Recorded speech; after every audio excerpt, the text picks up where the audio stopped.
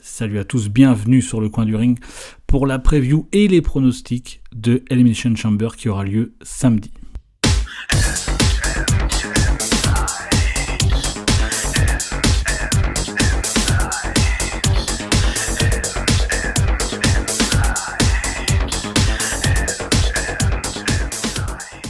Elimination Chamber, c'est déjà samedi, le dernier pay-per-view avant WrestleMania. On est déjà, ça avance vite, on est déjà presque à WrestleMania. C'était la dernière grosse affiche avant le plus gros show de l'année. Alors, il se déroule en Australie. Pour rappel, justement, d'ailleurs, pour ceux qui ont le WWE Network, le PPV sera à 11h heure française. Comme c'est avec le décalage horaire en Australie, 11h. Donc, pour nous, c'est confort. Pour la France, c'est très confort. Tu peux te faire une grosse soirée la veille. Tu peux te réveiller tranquille. Tu vas te chercher ton McDo. Paf, tu te poses. Et tu profites du PPV. Donc, voilà. Donc, il y a quand même des gros enjeux pour ce Elimination Chamber. Notamment le main event masculin qui déterminera l'adversaire de Seth Rollins pour WrestleMania. Donc on va voir ça dans ce podcast et on va commencer directement parce qu'en fait, alors j'enregistre ce podcast le lundi. Là on est lundi, donc parce que je pourrais pas le faire plus tard. Donc il se peut qu'il y ait un match qui se rajoute, ou peut-être, on sait pas, des petites modifications, mais bon, le plus gros de la carte est là. Donc on commence directement avec le Grayson Waller Effect, donc Grayson Waller qui va faire son talk show, donc il est chez lui puisqu'il est australien, donc il sera chez lui et il aura comme invité Seth Rollins et Cody Rhodes. Alors c'est prometteur, comme ça on est déjà dans la présence de Cody Rhodes et du champion World Heavyweight Seth Rollins, mais alors j'attends quelque chose de sympathique pour ce Grayson Waller, parce que si c'est juste pour nous dire que Cody Rhodes et Seth Rollins sont alliés pour détruire le Bloodline, etc. Roman Reigns, The Rock. Ça, on l'a entendu déjà depuis la conférence de presse de WrestleMania, donc j'attends quand même autre chose. Alors, je sais pas ce qu'ils vont dire les deux lors du talk show de Grayson Waller, puisque en fait, a priori, à moins que on sait que la WWE nous fait des petites surprises en ce moment, à moins que Roman Reigns et The Rock, ou l'un des deux, soit présent lors de Elimination Chamber. Il n'y a pas d'infos là-dessus, ça serait bien, ça serait très très bien pour faire monter la hype du truc. Maintenant, c'est pas prévu, on sait que les deux sont très occupés, sont là très rarement, donc c'est un peu bizarre. Alors après, il peut aussi y avoir et je trouve que ça serait limite décevant, je préférerais limite qu'ils viennent pas, que ça soit Solo Sikoa et Jimmy Uso qui viennent pour les attaquer, pour les provoquer, je sais pas, donc ils font partie du Bloodline, mais c'est pas, ça serait pas terrible selon moi, parce qu'il y a moins de d'engagement envers eux, quoi. Pour l'instant, c'est beaucoup Roman Reigns, The Rock, on part à WrestleMania comme ça, donc il faudrait quelque chose. Donc là, pour l'instant, ce talk show, c'est un gros point d'interrogation, parce qu'il n'y a pas d'interaction prévue avec Roman Reigns ou The Rock. Donc il va falloir quelque chose de nouveau. Alors après, s'ils veulent vraiment nous surprendre, ça serait une trahison de Seth Rollins, parce que moi je trouve que Seth Rollins est un petit peu trop, trop mielleux, quoi, avec Cody Rhodes. Ouais, faut que au départ, il faut que tu me choisisses parce que j'ai le meilleur championnat, si tu veux faire honneur à ton père, blablabla. Le dernier Raw, c'était, il se positionne contre le bouclier, pour son bouclier, pour le protéger du Bloodline, etc. Enfin, c'est trop, je trouve que c'est trop mielleux tout ça. Donc, à moins que Seth Rollins trahisse Cody Rhodes et qu'il se retrouve Cody Rhodes tout seul face au Bloodline. Voilà, on ne sait pas trop ce qui va se passer, on ne sait pas trop à quoi s'attendre, mais j'espère vraiment quelque chose d'un peu spécial, sachant qu'en plus c'est un PPV, et normalement le Grayson Waller Effect c'est lors de WWE Raw, et voilà, c'est tout, quoi. Donc là j'espère qu'il va se passer, c'est quand même deux personnages principaux normalement pour WrestleMania, donc faut qu'il se passe quelque chose, quoi. Si c'est juste pour dire oui on veut détruire le Bloodline, comme s'il se dit depuis quelques semaines maintenant, ça sert à rien. Donc bon, là il n'y a pas de pronostic entre guillemets, il n'y aura pas de gagnant, il n'y aura pas de perdant, mais il faut quelque chose, voilà. On a envie de voir quelque chose qui nous hype et qui nous emmène à WrestleMania. Donc, On va voir, réponse samedi 11h sur le WWE Network et plus tard pour les autres. Donc voilà pour ce premier, pas ce premier match, mais cette première intrigue de Elimination Chamber. Cette fois-ci, on passe au premier match de Elimination Chamber. Alors c'est peut-être pas l'ordre exact, mais en tout cas premier match qui sera pour les titres par équipe. Undisputed, Judgment Day, Finn Balor, Damian Priest contre Pete Dunne et Tyler Bate, qui s'appelle maintenant New Catch Republic. Le nom a été déposé par la WWE. Donc, a priori, une équipe fixe, une équipe qui va durer dans le temps, puisque le nom a été déposé. Maintenant, seront-ils capables de détrôner Judgment Day ? Je ne pense pas, personnellement. Voilà, pour le pronostiquer direct, je pense que Judgment Day va garder les titres par équipe au moins jusqu'à WrestleMania. Après, on verra les prochains adversaires qu'ils auront pour WrestleMania. Mais voilà, là, je trouve que c'est un peu tôt. Alors déjà, je trouve que pour les mettre aspirants numéro 1, ça a été extrêmement vite. Pete Dunne est revenu. Tyler Bate, il est arrivé dans le main roster un peu très vite en fait, sans trop qu'on s'y attende, sans trop le monter gentiment. Donc il s'est mis en équipe avec son ancien partenaire de NXT UK, Pete Dunne, et les deux ont gagné, ils ont dû gagner 2-3 matchs et ils se retrouvent aspirants numéro 1 au titre par équipe. Alors c'est vrai que la division par équipe, je trouve là ils l'ont elle est un peu décousue. Enfin, je trouve que tu peux, il y a pas tellement il y a moins d'équipes, du moins ils ont mis moins en avant des équipes, donc du coup c'est vrai que là ils se retrouvent, c'est très bien, ça fait des nouvelles têtes en tant qu'aspirant numéro 1. Maintenant, de là détrôner Finn Balor et Damian Priest, j'y crois pas trop. Je pense que Judgment Day gardera les titres par équipe. Après, à voir si ils partent sur une rivalité plus longue, pourquoi pas jusqu'à WrestleMania avec New Catch Republic, à voir. Mais voilà, sur ce match, pas trop de surprises, pas trop de suspense, pas trop de choses à attendre, puisqu'il y a pas tellement eu de rivalité en fait. Donc alors sûrement R-Truth qui va peut-être revenir, qui pourrait peut-être faire perdre Judgment Day au final les titres par équipe. C'est vrai qu'il pourrait y avoir un changement de titre, ça, par rapport à ça, c'est pas impossible non plus, mais moi je pense vraiment que Judgment Day va garder les titres sur ce PPV. Le match suivant, c'est pour le WWE Women's World Championship, où Rhea Ripley affronte Nia Jax. Alors bon, là, c'est pareil, je vais aller assez vite pour le pronostiquer, mais qui croit vraiment que Nia Jax va détrôner Rhea Ripley avant WrestleMania ? J'y crois quand même très très très peu, donc je pense que Rhea Ripley va garder son titre. Après, effectivement, il y a l'incertitude Becky Lynch, mais Becky Lynch, alors ça c'est pareil, je l'ai dit plusieurs fois.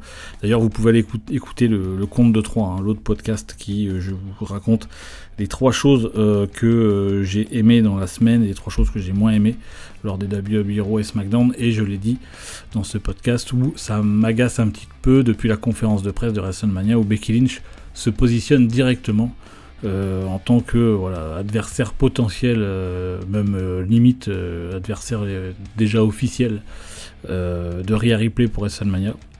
Elle est encore revenue à Raw, tout ça pour dire que pour la reprovoquer une deuxième fois. Donc c'est vraiment dommage puisque, comme je dis, ça nous spoil un peu. Alors à moins qu'il y ait une grosse surprise encore une fois, ce qui est toujours possible, mais je pense pas. Rhea Ripley a une aura très très forte du côté de la division féminine.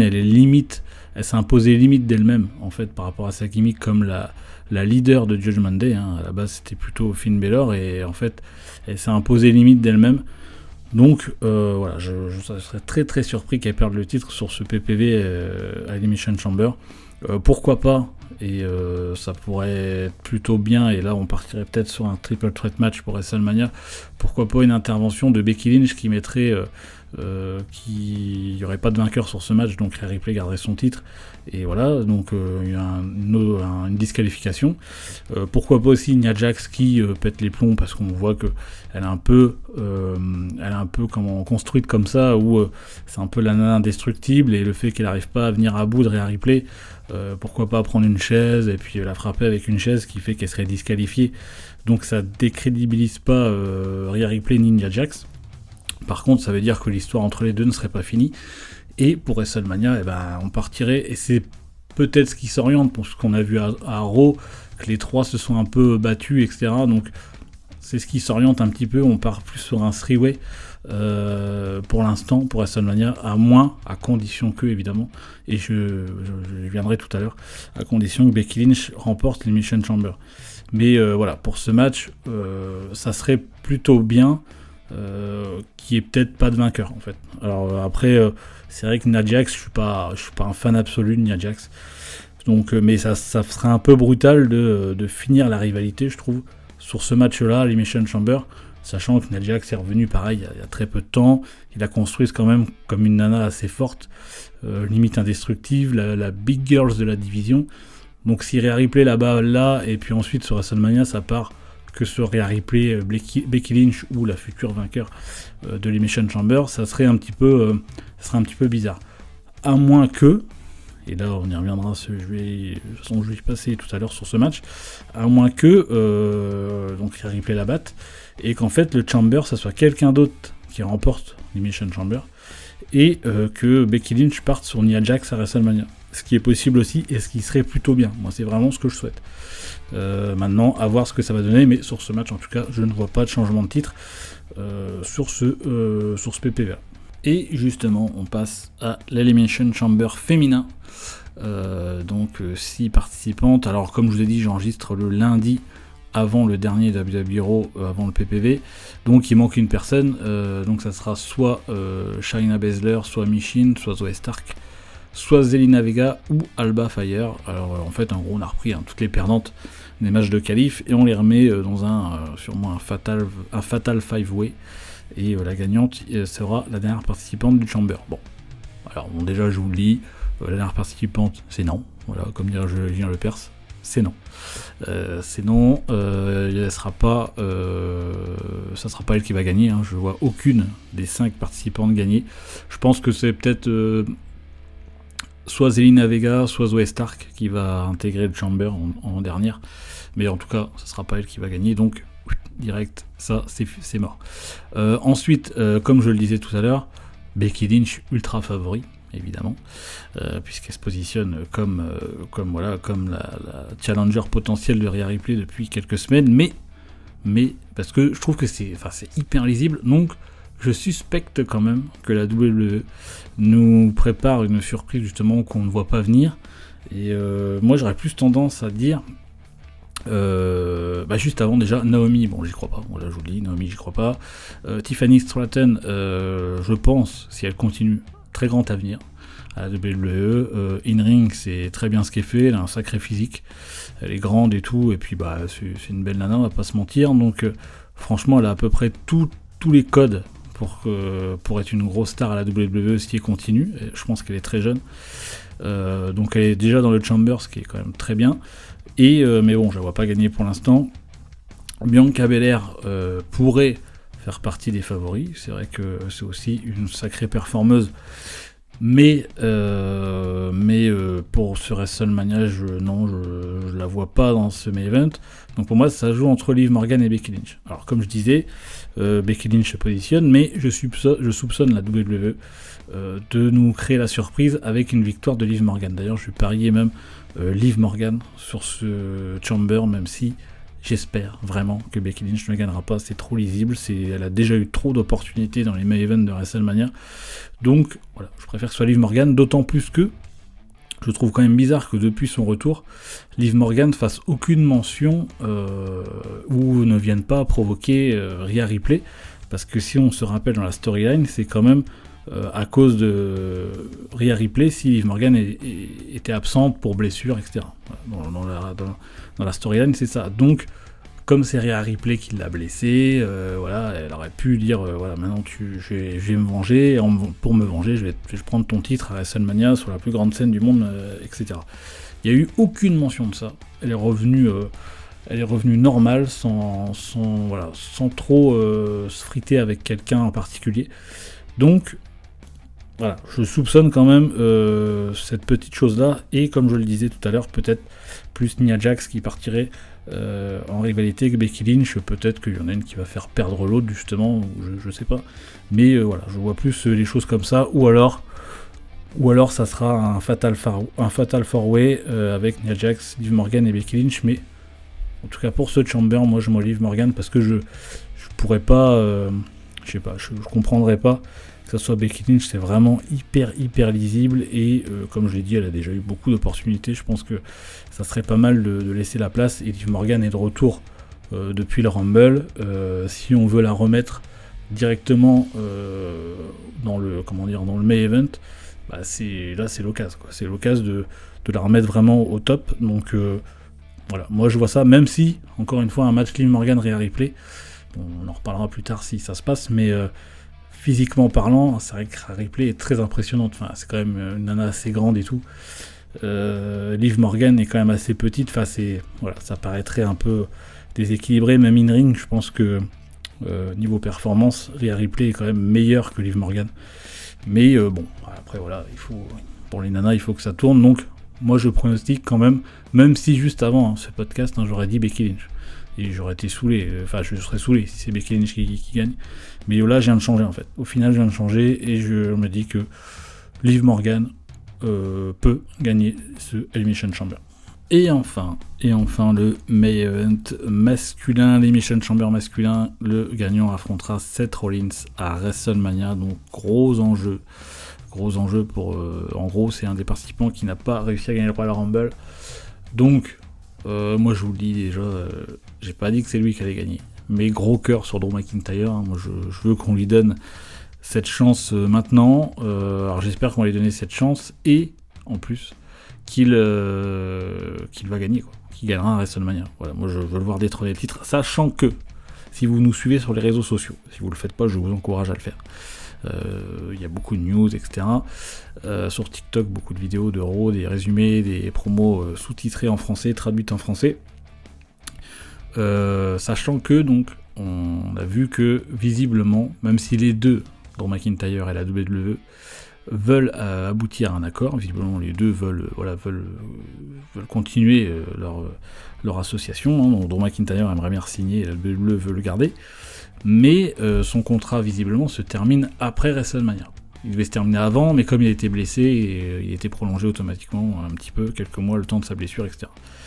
Donc son contrat se termine, mais pour l'instant il n'a pas signé. Visiblement il n'a pas signé, les deux n'arrivent pas à se mettre d'accord. Alors est-ce que c'est une histoire de montant, de placement sur la carte, des plans que la WWE veut lui donner à l'avenir? Peut-être que c'est assez hasardeux et ça lui plaît pas trop, parce qu'on sait que Drew McIntyre pendant un moment était mécontent. Et je trouve à raison, Vince McMahon était encore là, de son utilisation. Il n'était pas très satisfait, je comprends. Donc il n'a toujours pas signé. Donc le fait de le voir gagner à WrestleMania nous assurerait qu'il reste à la WWE et que tout va bien et que voilà, il part sur un règne de champion et que tout va dans le meilleur des mondes.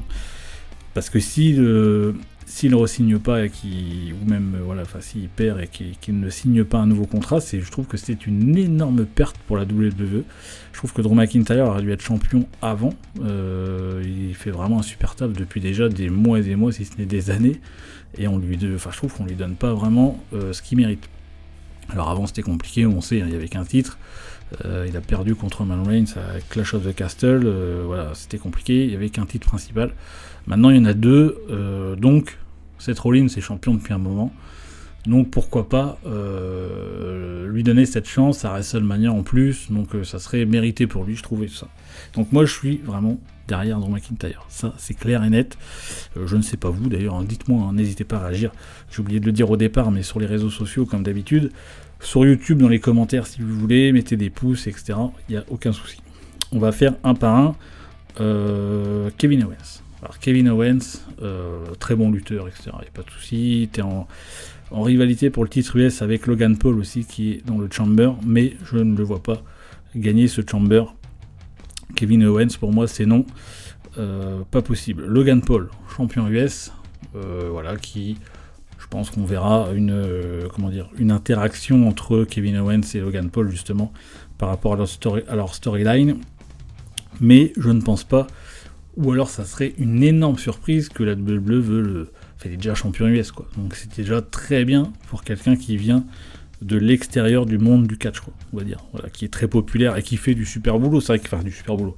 Il fait du très bon boulot. Pour un mec qui a jamais été catcheur de sa vie, on va pas, faut pas minimiser ses performances dans le ring, il fait un super taf. C'est clair que il a le physique, il a le charisme, il est très populaire sur le réseau, donc ce qui arrange beaucoup la WWE. Voilà, je pense que le titre US, comme vu sa popularité et ses efforts, il l'a pas volé non plus. Donc c'est vrai que il aurait été peut-être un peu plus, il aurait eu peut-être un peu plus de bouteilles. Le voir avec 2 titres, vu sa popularité pour la WWE, c'est une super image. Enfin, faut le savoir, c'est une image énorme. Mais j'y crois pas quand même, donc c'est non. LA Knight, très populaire. Il a eu sa chance récemment au Rumble dans un Fatal 4-Way pour le titre de Roman Reigns. Et pour moi, lui, vu la concurrence qu'il y a dans le Chamber, là, il manque encore ce petit truc en plus qui lui permettrait de passer ce palier. Alors je sais pas quoi, je sais pas pourquoi, mais quand je vois la concurrence, enfin voilà, c'est LA Knight, je le vois plus sur le. D'ailleurs, c'était, j'ai pas relayé la news, mais c'était visiblement, c'est éventuellement dans les plans de la WWE de le mettre contre Logan Paul à WrestleMania pour le titre US. Ce que ça, je trouverais très bien. Je trouve qu'il est il est entre les deux, quoi. Il est entre le main eventer et l'upper mid card. C'est voilà, pour moi, il manque un tout petit truc pour être dans le main event. Et ou alors voilà, là il y a trop de concurrence peut-être sur ce match, mais donc moi je le vois pas gagner. Pourquoi pas une interaction dans le Chamber justement avec Logan Paul, ce qui pourrait amener un match à WrestleMania entre les deux pour le titre US. Et là je pense que ça pourrait être intéressant. Mais LA Knight pour moi c'est non. Ensuite Bobby Lashley. Qui est revenu avec son clan, avec les Street Profits. Et B-Fab, je crois, la nana, la black qui est revenue là, B-Fab, qui, bon voilà, pour l'instant, je trouve moi qu'elle apporte pas grand chose, si ce n'est une présence féminine dans le clan de Bobby Lashley, mais voilà, j'ai jamais, pour l'instant, j'ai pas trop vu lutter, etc. J'ai jamais été un fan absolu, mais voilà, ça rajoute une présence féminine dans le clan, donc c'est toujours appréciable. Donc avec les Street Profits, Bobby Lashley qui, voilà, bon. Il est plus en rivalité avec Karrion Kross, qui lui aussi est arrivé avec son clan, avec Author of Pain et je ne sais plus qui d'ailleurs. Je sais plus, enfin bref. Donc ils sont plus en rivalité de ce côté-là. On l'a pas trop vu en interaction voilà, dans les main events quoi, pour l'instant. Donc Bobby Lashley, je pense pas non plus. Même voilà, lui j'y crois pas tellement du tout, j'y crois pas en fait. Donc pour moi Bobby Lashley c'est non. Donc il reste Randy Orton et Drew McIntyre. Donc je vais essayer de laisser mes sentiments de côté, sachant que Randy Orton, alors c'est vrai que Randy Orton est de retour aussi. Il a raté sa chance entre guillemets avec Roman Reigns, donc là il se retrouve dans le Chamber. J'aurais préféré voir Sami Zayn par exemple, où on aurait pu éventuellement le relancer dans le Chamber, puisqu'il enchaîne les défaites depuis. C'est dommage parce qu'il est en train de perdre, pour moi, comme j'avais dit aussi, dans le compte de 3, l'autre podcast qui est en train de perdre son aura. Donc Randy Orton, qui est quand même un très gros nom, et on sait éventuellement qu'il pourra gagner un titre avant la fin de sa carrière. Et Drew McIntyre, honnêtement, je vais quand même dire Drew McIntyre gagnant. En fait, voilà, en toute objectivité, il faut le savoir. Je vois Drew McIntyre gagnant. C'est pas parce que c'est ma préférence, c'est en toute objectivité. Non mais ça ne peut pas être autrement. Ça serait Randy Orton. Est-ce que vous voyez un match Randy Orton Seth Rollins à WrestleMania? Bon, oui, c'est possible. Mais quel intérêt? Parce qu'on a vu des interactions depuis plusieurs semaines avec Drew McIntyre, Seth Rollins, Drew McIntyre, Seth Rollins. Drew McIntyre quand même un petit peu, qui en met plein la gueule un peu à tout le monde, hein, que ce soit à Cody Rhodes, à CM Punk aussi, qui est absent pendant, si pareil, hein, c'est suivi sur les réseaux sociaux, il sera absent apparemment entre 6 mois, 4 et 6 mois, donc il sera de retour que cet été, à peu près, s'il n'y a pas de complications. Donc, voilà, moi je vois Drew McIntyre. Randy Orton, on lui donnera autre chose à WrestleMania, il n'y a pas de souci. Mais j'aurais pu dire Randy Orton si il serait revenu, s'il n'aurait pas eu cette chance avec Roman Reigns avant, quoi. Éventuellement, là oui, mais là non. Voilà. Pour moi, c'est Drew McIntyre qui va remporter et qui sera aspirant numéro 1 au titre. Alors, après, encore une fois, je le dis, ce qu'il faut que je dise, j'enregistre le lundi avant le dernier WWE Raw. d'Elimination Chamber. Donc voilà, et lundi après-midi, là, voilà, il fait soleil dehors, voilà. Donc il peut se passer des choses encore à Raw ce soir. Je ne suis pas au courant encore à l'heure actuelle. Donc à voir. Mais pour l'instant, je reste là-dessus.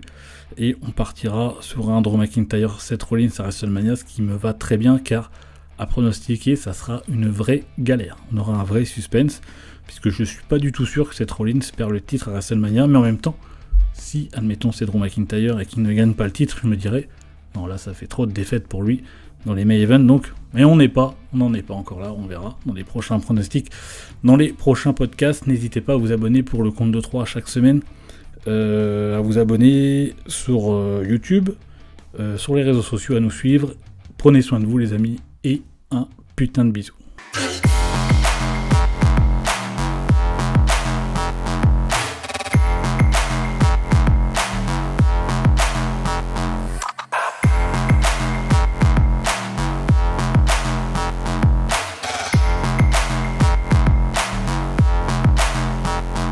Time.